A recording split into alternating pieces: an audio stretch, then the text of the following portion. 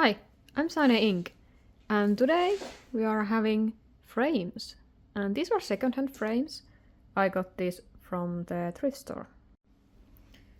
And I'm going to show what are the signs you should look for and what type of frame is best kind. This one, I start with the best one. It's wood. You can see there's wood grain. And also back's height is really important. Like here, I can see it's real wood and you can feel it's also quite heavy.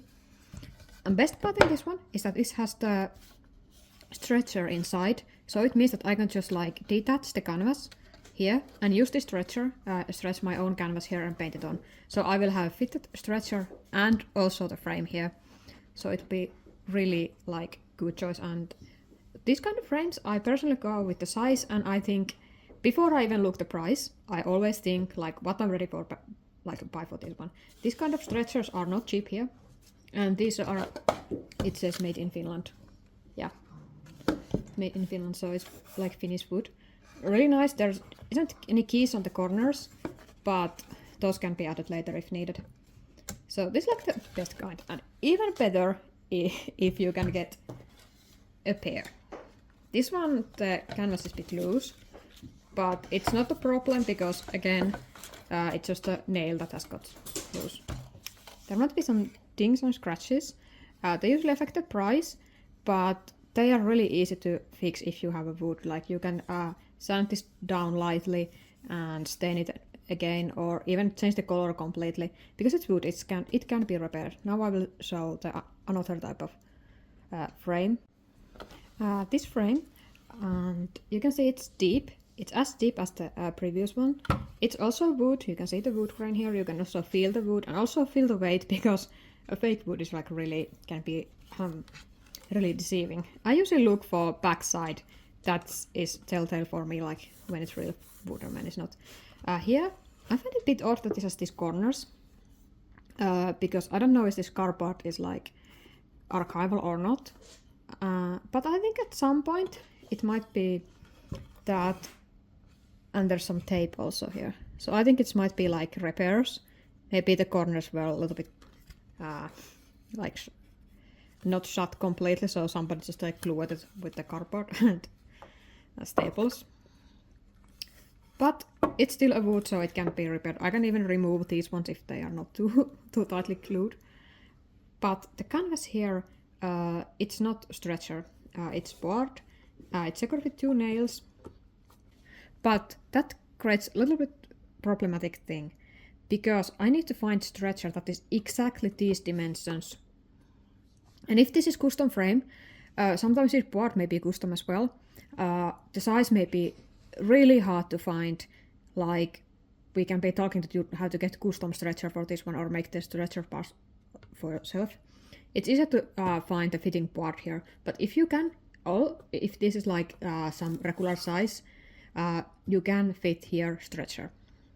The nails will be just poking a bit differently, like in this one, where the stretching comes out here. Same can be done in here. So this is good choice as well. You are not getting a stretcher, so it's a bit more gamble. Can you use this? But I'm going to be confident that if I cannot find a stretcher on this size, I can do with the board. And then we have something that is cheaper. This is much lighter. Instead, when I pick up, I feel that this is not real wood. And when I turn it over, I can see here there's actually a similar line as in the other frame, like in this one. But you can see the difference. This one is pressed wood, or what you call it in the English. But it's not like full grain. It's just pressed wood pulp and glue and stuff like that. So it's much lighter and not so easily repairable. Also, if you sand it, I think the surface will go really, really not nice. But there's only a small ding in the corner, and I decided because it's dark and goes with the theme, I will go with it. Also, telltale sign here that it's not real wood is proper framer is the corners. You can see these are stapled, and also somebody used backing tape here. And that was regular cardboard. So but the painting itself feels to be on the... I'm just like squeezing the canvas here. It feels that it's on the board. So there might be like frame, board, and then cardboard. But this type of frames, it's a bit tricky because you cannot see how much of this lip there is, like this one. Because if it's flat, then you cannot put stretcher behind it. You need to put board on it if it's like too shallow. But judging from here, it might be quite shallow. And this is how I measure them on the thrift store. Like I'm like touching and like feeling my fingers, how close they are. And this one looks that it's really shallow. But since I also paint on the boards, it's okay. But again, because I can't reuse this one, it means that I need to find a board that fits the size. But if you are doing like watercolors on really thick paper, you can frame watercolors with this one. Of course, they are best put behind the glass. But if you have really thick paper, or let's say like canvas pads, you can just put the canvas pad here. And this type of frame would work really well on those ones. And then something really small. And this one is super light. The frame itself is light, but this one is actually ceramic tile, so it gives a little bit of the weight. But I really like it how this frame looks. I think it's look beautiful. Even if somebody repaired with the hot glue, I can fix that. It didn't need that much glue, I would say. But this one, you can see on that side, this is actually completely plastic. I think it's not even that much of the wood content.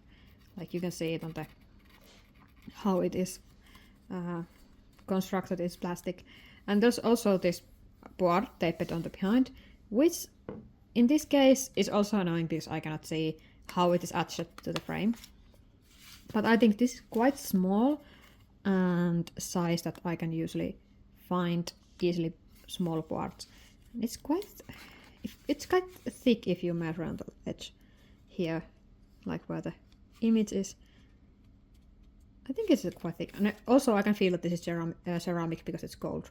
So I assume it has a little bit of the thickness, like thickness of the regular tile.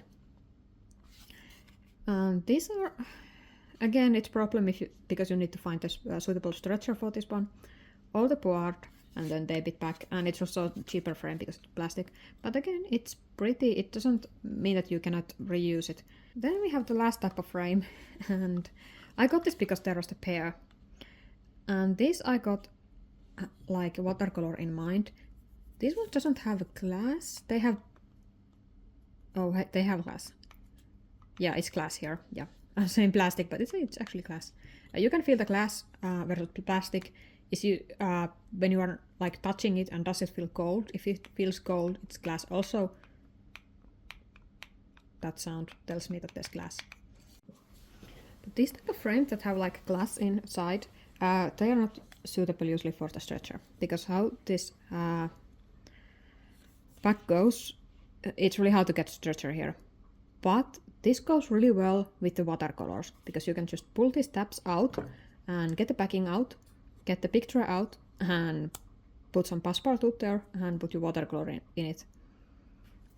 So for the watercolors, these are really good, because of course with watercolors you can always cut the paper on the size you need it, and they will make really nice pair together, like really nice. And especially because these are miniature size. This one is missing of the tabs, but I don't mind it because it's quite easy to find suitable ones, even in the like old frames, or having just like small like nails there to hold the picture into place.